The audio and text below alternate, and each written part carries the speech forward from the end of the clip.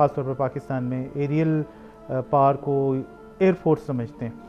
तो ये बताइएगा कि जैसे मॉडर्न एरियल वॉरफेयर कहते हैं या एयर पावर कहते हैं, वो है क्या, क्या कंपोनेंट्स है उसके, और पाकिस्तान उसमें कहाँ खड़ा है? ज़बरदस्त। ये बेसिकली कि जो मेरी एक ख्वाहिश है ना कि मैं एयर पावर को ऑडियंस को डिफाइन करो। समझाऊँ, तो बिल्कुल। तो ये हम इसको सिंपल रखते हैं कि एक हम मल्टी डोमेन्स का जो हम करते हैं कि डोमेन्स क्या होती हैं। तो वॉर शुरू में होती थी, सिर्फ फ़ौजें लड़ती थी, लैंड के ऊपर होती थी। फिर नेवी आ गई, तो लैंड डोमेन, नेवल डोमेन। फिर लैंड के अंदर फिर इन्फेंट्री थी पहले सिर्फ, उससे पहले तलवारबाज थे, फिर बंदूकें आ गई, फिर आर्टिलरी आ गई, फिर फर्स्ट वर्ल्ड वॉर में आर्मर टैंक्स आ गए। अब 1903 में राइट ब्रदर्स ने एक जहाज़ बनाया, वो 12 सेकंड उड़ा, और वो उसके बाद एक तीसरी डोमेन ऐड हो गई, वो है एयर।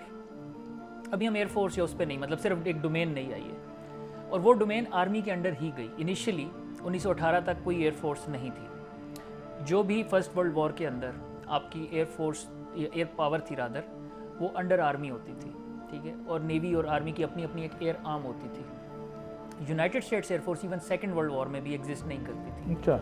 यूएस एयरफोर्स बनी है 1947 में। तो सेकेंड वर्ल्ड वॉर के आपको जितने भी पायलट्स मिलेंगे ना, रॉबिन ओल्ड्स और इस तरह के कुछ जिनका इंटरेस्ट है हिस्ट्री में, देवर आर्मी ऑफिसर्स। तो यूनाइटेड स्टेट्स आर्मी जो है पहले एयर कोर होती थी, और फिर यूनाइटेड स्टेट्स आर्मी एयरफोर्स। अलहदा से जो एक आर्म है वो 1947 में अमेरिकन ने कहा, और ये बड़ा इंटरेस्टिंग है। उसमें एक बिली मिचल थे, ही वॉज ब्रिगेडियर, उनका कोर्ट मार्शल किया गया। He was of the opinion के एयरफोर्स को आर्मी से अलग कर दो, तो उन्होंने म्यूटनी का चार्ज लगा के, और वो सारा। तो इनिशियली बहुत ज़्यादा ना वो थी। अब हमें 2026 में ये बातें अजीब लगेंगी, लेकिन आज से 100 साल पहले इट वॉज लाइक कि यार ये डोमेन एक नई है, लेकिन फ़ौज अलग बनाने की ज़रूरत नहीं है, it should be under army and navy. अब आहिस्ता आहिस्ता हम आगे चलते हैं कि अच्छा इसकी एम्प्लॉयमेंट कैसे होती है। एयर पावर ये हमने समझ लिया कि उसमें एयर फोर्स होना ना होना कोई ज़रूरी नहीं है, वो हर किसी का अपना होना चाहिए। अब 50s में कोल्ड वॉर के दौरान सोवियत यूनियन और यूएसए की स्पेस रेस स्टार्ट हो गई, तो उसी जो एटमॉस्फेयर जो थर्ड डायमेंशन में ऊपर स्पेस भी आ गई, एरोस्पेस, सैटेलाइट्स और सारा चांद पे जाना, और वो सारा हमने देखा। अब वो भी स्पेस फोर्स अलग है अमेरिका की और चाइना की। बाकी जैसे पाकिस्तान एयरफोर्स में भी स्पेस कमांड है, वो एयरफोर्स के अंडर है। इंडियन एयरफोर्स ने भी अपना नाम एयर एंड स्पेस फोर्स, उनका इसरो अलग है और सारा।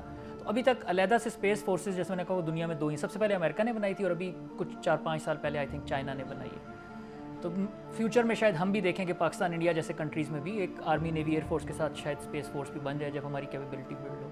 तो ये मैंने सारा बैकग्राउंड मैंने इसलिए बताया कि एक तो वो बात क्लियर हो जाए कि एयर पावर और एयर फोर्स दोनों सिनोनिमस नहीं हैं। अब इसकी जो इम्पोर्टेंस है कि कुछ चीज़ें ऐसी हैं कि जो आपको ग्राउंड और जो सरफेस है